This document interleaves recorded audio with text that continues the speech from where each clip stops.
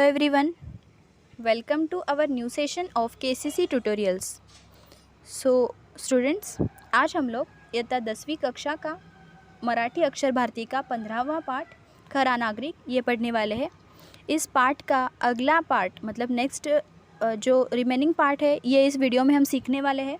पहले वाले वीडियो में हमने शुरुआती भाग देखा था जिसमें हमने देखा था कि निरंजन एक स्कूल जाने वाला लड़का रहता है, इसका पेपर रहता है और इसके पेपर की तैयारी के लिए सुबह जल्दी उठता है, सिविक्स के पेपर की तैयारी करता है और ये स्कूल जाने के लिए अभी तैयार है। सुहास बाटक जी द्वारा लिखा गया ये लेसन है, ये पाठ है। तो वीडियो स्टार्ट करने से पहले आपको एक रिक्वेस्ट है कि आपको अगर हमारे वीडियोस अच्छे लगते हो, इसका फ़ायदा होता हो तो इसे ज़्यादा से ज़्यादा लाइक, शेयर और कमेंट करें और हमारे चैनल को सब्सक्राइब करें। तो चलिए शुरू करते हैं हमारा रिमेनिंग पार्ट इस लेसन का। हमने देखा था कि सब काम ख़त्म करते हुए निरंजन पढ़ाई करता था।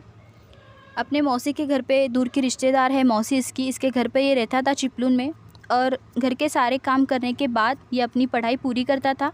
और ऐसा करते हुए भी, इसके बावजूद भी ये पढ़ाई में अव्वल था, क्लास में फ़र्स्ट आता था। तो अभी इसका आज पेपर है, तो देखिए अभी आगे क्या होता है। मावशीचं घर गावाबाहेर डोंगर पायथ्याशी। मेरी मौसी का जो घर था वो कहाँ पर था? गांव के बाहर एक पहाड़ है, पहाड़ के तल पर मेरे मौसी का घर था। तो इतनी दूर से इसे देशमुख के घर जाना था दोपहर का खाना खाने के लिए। गांव के बाहर पहाड़ी की तलहटी में इसका मौसी का घर था। मध्ये एक नदी ही लागायची। इसके बीच, इस रास्ते के बीच एक नदी भी थी। पूर्वी ही नदी पाण्यात उतरूनच चालत चालत पार करायला लागायची। पहले मतलब अतीत में, पहले के दिनों में इस नदी को पानी में चलने से पार करना पड़ता था। मतलब पानी नहीं था तो नीचे से ही पानी से ही चलना पड़ता था। पानी कम था इसीलिए पानी में से ही चलना पड़ता था। परंतु आता कोकण रेल्वे आल्याने रेल्वेचा छान पूल नदीवर आला होता। लेकिन अब कोकण रेलवे का आगमन होने के साथ साथ एक अच्छा सा रेलवे पुल नदी पर बन गया था, नदी के ऊपर आया था। पुलाच्या एका बाजूने लोकांसाठी पायवाटही ठेवली होती। लोगों के लिए चलने के लिए एक छोटा सा रास्ता भी वहाँ पर बनाया गया था। जबकि रेलवे का पुल बना था नदी पर, तो रेलवे के पुल के साथ साथ ही छोटा सा रास्ता बनाया गया था वहाँ पर, ताकि लोगों को चलने के लिए भी ये काम आए। पुल के एक तरफ ये बनाया गया था पायवाट मतलब छोटा सा रास्ता जिसमें एक या दो लोग चल सकें, ऐसा रास्ता बनाया गया था। या पुलामुळं आता जाणं येणं सोपं झालं होतं। इस पुल की वजह से आना जाना बहुत आसान हो गया था। निरंजन अभ्यासाची मनातल्या मनात उजळणी करत झपाझप चालला होता। अपने मन ही मन में निरंजन अध्ययन का पूर्वाभ्यास कर रहा था, मतलब रिवाइज़ कर रहा था, रिवीजन कर रहा था और जल्दी चल रहा था क्योंकि उसको परीक्षा देने जाना था। वाटेत त्याला भला मोठा दगड पडलेला दिसला। इसमें उतने में ही उसे क्या दिखता है, रास्ते में से एक बड़ा सा पत्थर उसे दिखाई दिया कि रास्ते में एक बड़ा सा पत्थर गिरा हुआ है। कुणीतरी कामासाठी घेतला असेल आणि पुन्हा तसाच ठेवून दिला असेल। किसी ने तो ये काम के लिए लिया होगा और वहीं पर रख दिया होगा। निरंजन ने तो दगड उचलून बाजूला ठेवला। निरंजन ने पत्थर उठाया और एक तरफ रख दिया। त्याला लोकांच्या या बेफिकिर प्रवृत्तीचा भयंकर राग येई। उसे लोगों की इस लापरवाही का बहुत गुस्सा आता था। ये निरंजन तो जो था वो बहुत ही अच्छा लड़का था। लोगों की लापरवाही का इससे बहुत गुस्सा आता था कि कैसे लोग हैं, पत्थर उठाते हैं, इसका यूज़ करते हैं और वही बीच रास्ते में रख देते हैं। इसको ठीक तरह से बाजू में रख देना चाहिए। तो इसने जब देखा कि स्कूल जा रहा था ये, रेल की पटरियों से होते हुए एक जो छोटा सा रास्ता जा रहा था, वहाँ पर से ये चल रहा था इस पुल से, और तभी उसने देखा कि एक पत्थर वहाँ पर पड़ा है। लोगों की लापरवाही से बहुत उसे गुस्सा आता था। तो इसने क्या किया, ये पत्थर उठाकर साइड में रख दिया। निरंजन ने तो दगड उचलून बाजूला ठेवला। त्याला लोकांच्या या बेफिकीर प्रवृत्तीचा भयंकर राग येई। तुम्ही विसरलात, पण दुसरा ठेचकाळून जीवाला मुकतो त्याचं काय? आपने यहाँ पर पत्थर रख दिया, लेकिन कोई अगर इसको ठोकर मारता है और ठोकर मारकर ये अगर किसी ने अपने प्राण गंवा दिए तो उसका क्या? उसके बारे में क्या सोचा है आपने? ऐसा इसके मन में विचार आता है। असंच त्याचं म्हणणं, ऐसा उसका मतलब कहना था कि आप भूल गए ये पत्थर रखना, लेकिन दूसरे किसी ने इसको ठोकर मारी तो वो अपने प्राणों को गवा देगा, ऐसा उसका कहना था. निरंजन पुलावर पोहोचला तेव्हा 9:30 वाजून गेले असावेत. निरंजन जब पुल पर पहुंचा था तब करीब 9:30 बज चुके थे. आता 9:50 की गाड़ी येईल. इतने में ही अभी क्या होने वाला था, 9:50 की जो ट्रेन थी वो आने वाली थी. 9:50 की गाड़ी मतलब ट्रेन आएगी. धाड़ धाड़ आवाज़ करत दिमाखात पुलावरून जाईल. ये धाड़ धाड़ आवाज़ करते हुए अच्छे से ये ट्रेन पुल पर से जाएगी. ही कोकण गाडी किती छान दिसते, पण दिसते ना दिसते तोच लगेच बोगद्यात शिरते. ये कोकण की जो ट्रेन है वो कितनी अच्छी लगती है, लेकिन देखते ही देखते यह क्या करती है, सुरंग में प्रवेश करती है. रेल के जो बोगदा मतलब सुरंग होता है, इस सुरंग में तुरंत से ये प्रवेश कर जाती है. काय मजा येत असेल नाही गाडीतून जायला. कितना अच्छा लगता होगा ना गाड़ी से, मतलब इस ट्रेन से जाते हुए कितना मज़ेदार लगता होगा. ऐसा ये सभी बातें निरंजन सोच रहा है कि कितनी अच्छी होती है ये ट्रेन. कैसे दिमाखात मतलब ऐसे एड्स बहुत अच्छी तरीके से ये चलते हुए जाती है इस पुल पर से, और देखते ही देखते ये सुरंग में चली जाती है. कितना अच्छा लगता होगा इस ट्रेन में जाते वक्त. आपणही मोठं झाल्यावर गाडीतून फिरू या विचाराने तो हुरळून गेला. मैं भी जब बड़ा होऊंगा तो बड़े होने के बाद मैं फिर इस गाड़ी से जाऊंगा, प्रवास करूंगा, यात्रा करूंगा, इस विचार से ये खुश हो जाता है, उत्साहित हो गया. हुरळून गेला मतलब उत्साहित हो गया. तोच त्याचं लक्ष डाव्या बाजूस रुळाखाली पडलेल्या भल्या मोठ्या भगदाडाकडे गेलं. उतने में ही क्या हुआ, उसका ध्यान ट्रैक के बाई ओर एक बड़ी दरार की ओर गया. वहाँ पर भगदाड़ मतलब दरार, बहुत बड़ी सी दरार वहाँ पर पड़ गई थी. इस ट्रैक की बाई ओर, डाव्या बाजू मतलब बाई ओर, ये जो रेलवे ट्रैक है इसके नीचे बाई ओर एक बड़ी सी दरार आई थी. इसकी तरफ इसका ध्यान गया. हे छिद्र कसलं, ये छिद्र कैसा है, ये छेद कैसा है, ये कहते हुए ये इसके पास जाता है. रोज नसतं बुवा असं म्हणत त्यानं जवळ जाऊन पाहिलं तो कोणीतरी कॉन्क्रीट फोडून रेल्वेचं रूळ वेडं वाकडं करून ठेवल्याचं त्याच्या ध्यानी आलं. ये जो दरार जब ये देखता है, इसका ध्यान अचानक से इस दरार की तरफ गया और ये देखने के लिए आगे बढ़ता है, तो ये सोचता है कि ये हर रोज़ तो यहाँ पर नहीं होता. हर दिन में जब यहाँ से गुज़रता हूँ तो यहाँ पर ये नहीं होता. पता नहीं है किसने ऐसा किया है. उसने वहाँ पर जाके ठीक से देखा तो उसे पता चला कि किसी ने तो कंक्रीट तोड़ा है और कंक्रीट तोड़कर रेलवे का जो ट्रैक है, रेलवे के जो पटरी है उसे टेढ़ा मेढ़ा बना दिया है. वेडं वाकडं करून ठेवलं. वेडं वाकडं मतलब टेढ़ा मेढ़ा उसको बना दिया है, ऐसा उसके ध्यान में आया. निरंजनला आश्चर्यच वाटलं. निरंजन हैरान सा हो गया, क्योंकि अगर ट्रेन यहाँ पर से गुज़र जाती है तो बहुत ही बड़ा एक्सीडेंट होता है.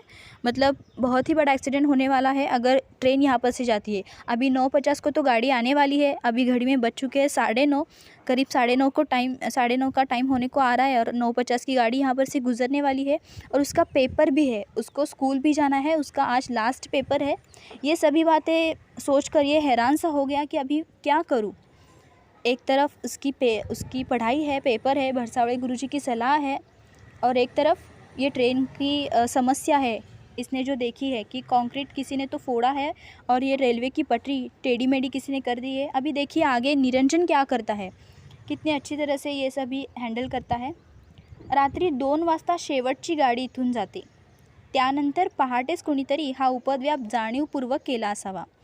आखिरी ट्रेन जब गई थी वो कब रवाना हुई थी, रात के 2 बजे. आखिरी ट्रेन रात के 2 बजे यहाँ से रवाना होती है. इसके बाद त्यानंतर इसके बाद फिर सुबह किसी ने यहाँ पर जानबूझकर ये काम किया है. उपद्व्याप मतलब ये काम किया है, किसी ने जानबूझकर ये काम किया है. आता प्रवाशांनी भरलेली 9:50ची गाडी येईल. अब 9:50 को यात्रियों से भरी हुई ट्रेन आएगी, 9:50 की गाड़ी आएगी. निरंजन एकदम सावध झाला. निरंजन एकदम सतर्क हो गया, बहुत सतर्क हो गया. गाड़ी आली तर भयंकर अपघात होईल हे त्याच्या लक्षात आलं. उसे एहसास हुआ कि अगर गाड़ी आती है तो बहुत ही भयानक हादसा होगा, बहुत ही बड़ा एक्सीडेंट यहाँ पर हो जाएगा. निरंजन नागरिकशास्त्राचा पेपर, देशमुखांकडचं जेवण सारं विसरला. निरंजन अपना नागरिकशास्त्र का जो पेपर था, उसकी परीक्षा थी, इम्तहान था, और देशमुख के घर पर उसे भोजन के लिए जाना था. ये सभी बातें भूल गया ये निरंजन. त्याच्या डोळ्यांसमोर धाड धाड आवाज़ करत येणारी रेल्वे गाड़ी दिसू लगती। उसकी आंखों के सामने एक ही दिखने लगा कि शोर करती हुई ट्रेन ज़ोरों से आ रही है, ऐसा ही उसे उसकी आंखों के सामने दिखने लगा। कानठळ्या बसवणारा आवाज़, मतलब ज़ोर से धड़कणारे आवाज़, ज़ोर से आने वाला आवाज़, कानों में बंटवारे करने वाला आवाज़ आणि लोकांच्या किंकाळ्या और लोगों की चीखें कानात घूमू लगल्या। इसके कान में घूमने लगी, कान में गूंजने लगी। बहुत ही कठिन प्रसंग था। देखिए अभी क्या होता है आगे। स्टेशन इथून खूप दूर होतं, स्टेशन यहाँ से बहुत दूर था। अगर किसी को बताना भी है तो स्टेशन जाना है तो स्टेशन तो बहुत ही दूर था।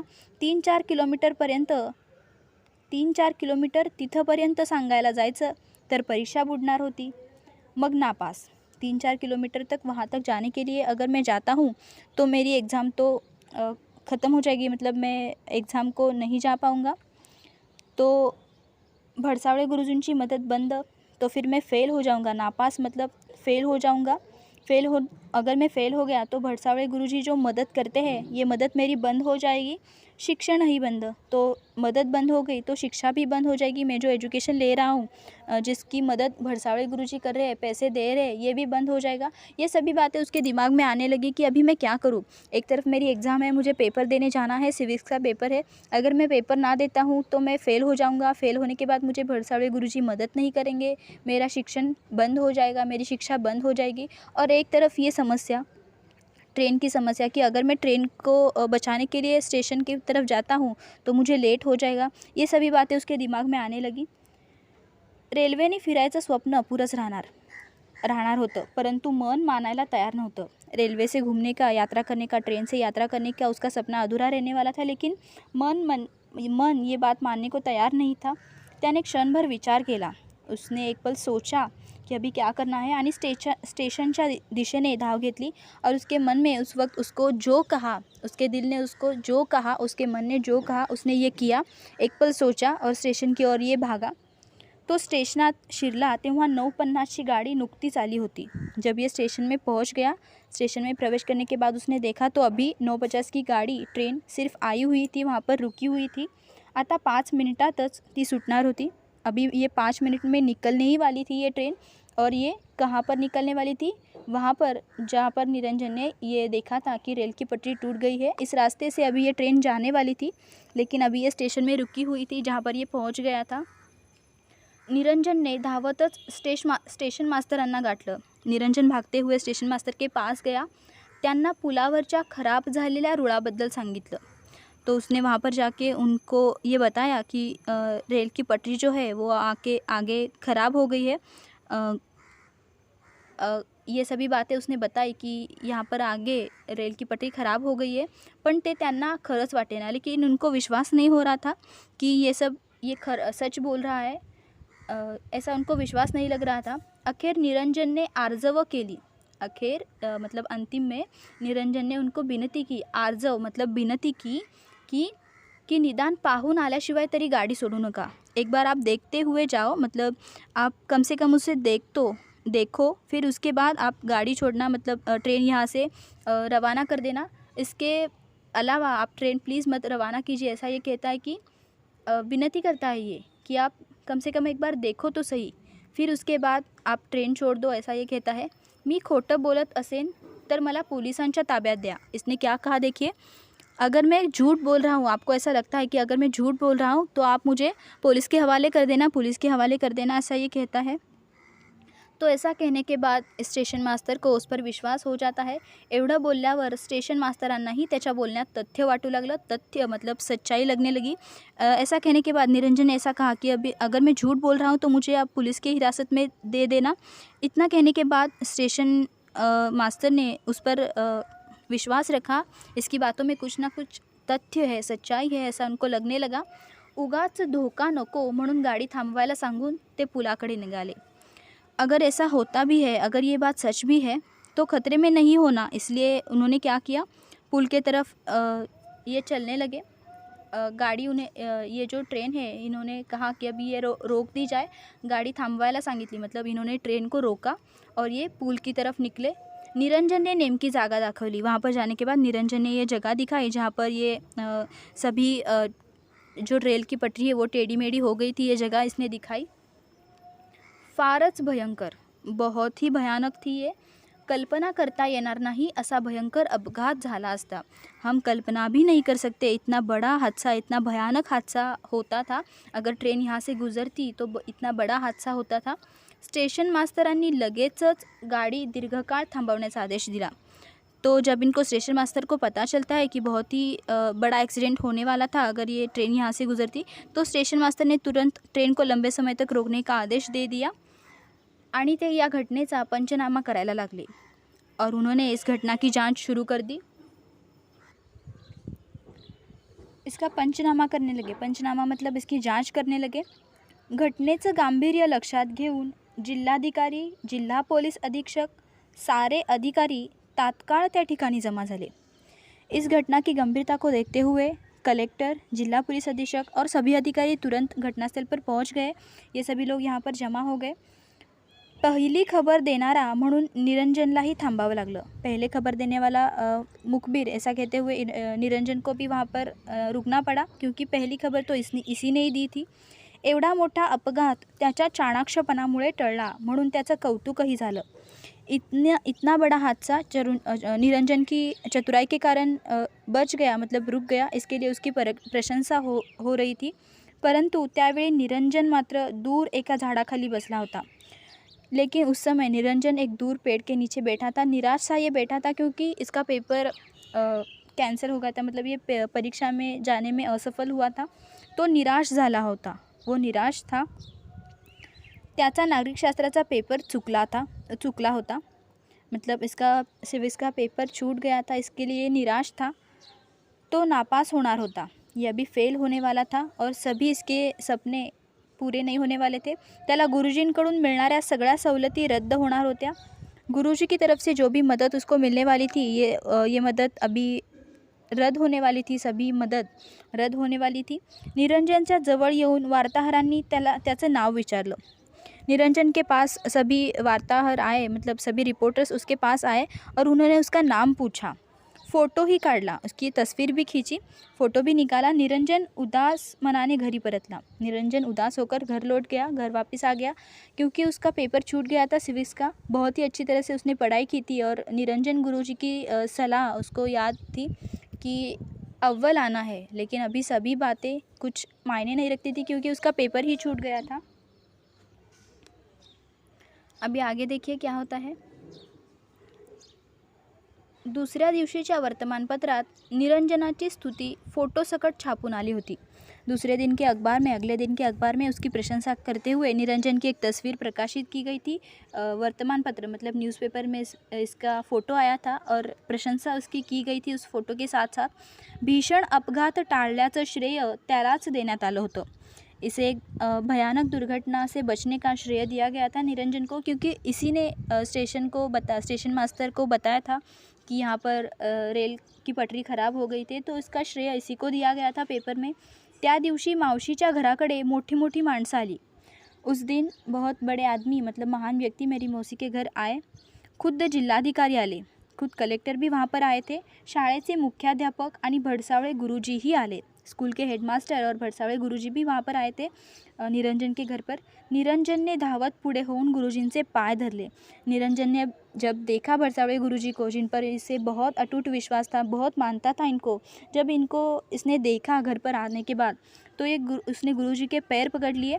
रड़त रड़त तो म्हणाला और ये रोने लगा. रोते हुए उसने कहा कि गुरुजी मी नापास होणार, गुरुजी मैं अभी फेल हो जाऊंगा, नापास हो जाऊंगा, असफल हो जाऊंगा, क्योंकि माझा कालचा नागरिकशास्त्राचा पेपर बुडाला. मेरा कल का नागरिक शास्त्र का पेपर छूट गया है, मैं वो पेपर दे नहीं सका, इसके लिए मैं फेल होने वाला हूँ अभी, ऐसा ये कहता है. रोने लगता है जब ये भडसावळे गुरुजी को देखता है. नाही रे बाळा, तू उत्तम नागरिक आहेस, शेकडो माणसांचा जीव वाचवलास. आणि नागरिकशास्त्राच्या खऱ्याखुऱ्या परीक्षेत पास झालास. तो ये भडसावळे गुरुजी क्या कहते कि नहीं, तुम ऐसा क्यों सोचते हो, तुम तो उत्तम नागरिक हो, मतलब तुम एक अच्छे नागरिक हो, तुमने सैकड़ों लोगों की जान बचाई है और असली नागरिक शास्त्र की परीक्षा पास की है, ऐसा ये कहते हैं. भडसावळे गुरुजी ने उसे बहुत ही अच्छी बातें कही कि तुमने क्या किया है, तुमने सैकड़ों लोगों का प्राण बचाया है, सैकड़ों लोगों की जान बचाई है और नागरिक शास्त्र के खरे खुरे पेपर में मतलब सच्चे पेपर में तुम पास हुए हो, असली नागरिक शास्त्र की परीक्षा तुमने पास की है, तुझं वर्ष कसं वाया जाईल, तुम्हारा साल कैसे बर्बाद होगा. हे बघ, शाळेचे सगळे अधिकारी आलेत, स्कूल के सभी अधिकारी आ गए हैं.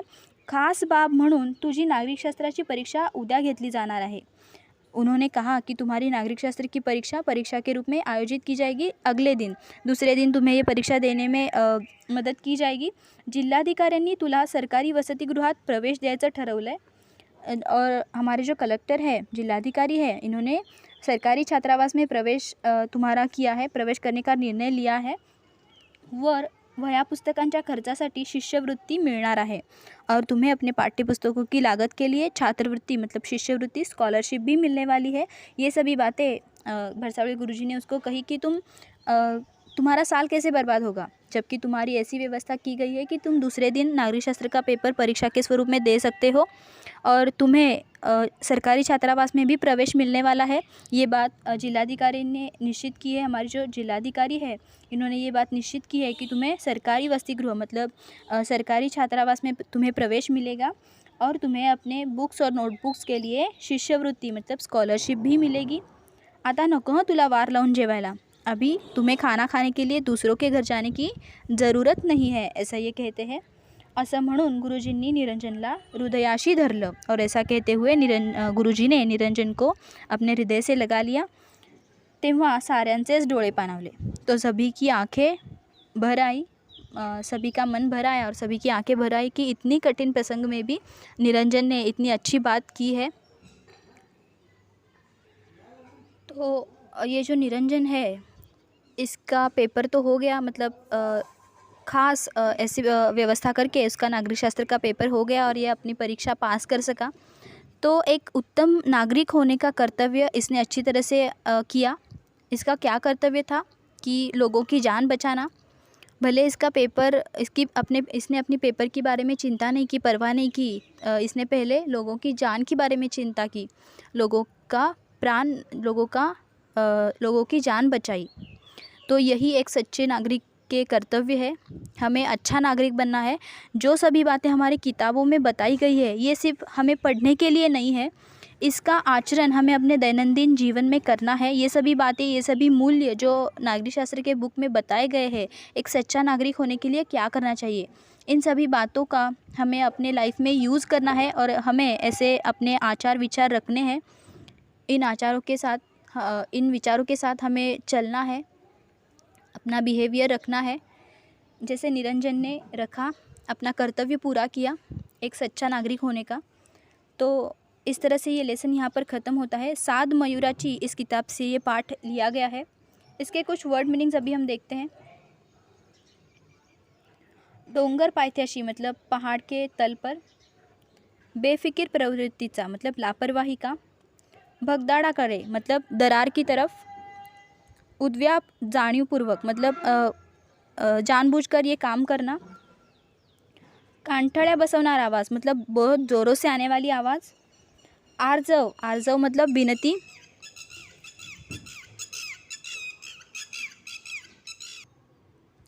इस लेसन के कुछ वर्ड मीनिंग्स अभी हम देखते हैं. डोंगर पायथ्याशी मतलब पहाड़ के नीचे तल पर, बेफिक्र प्रवृत्तीचा मतलब लापरवाही का, भगदाडाकडे मतलब बड़ी दरार की तरफ, उद्व्याप मतलब कुछ काम, गलत काम, जाणीवपूर्वक मतलब जानबूझकर, कांठळ्या बसवणारा आवाज़ मतलब बहुत ज़ोरों से आने वाली आवाज़, आर्जव मतलब विनती, तथ्य मतलब सच, सच्चाई, गांभीर्य मतलब गंभीरता, वार्ताहर मतलब रिपोर्टर, और शिष्यवृत्ति मतलब स्कॉलरशिप्स. तो इस तरह से ये लेसन यहाँ पर ख़त्म होता है. आपको अगर ये वीडियो अच्छा लगा हो तो इसे ज़्यादा से ज़्यादा लाइक, शेयर और कमेंट करें और हमारे चैनल को सब्सक्राइब करें. And thank you for watching our videos and good bye.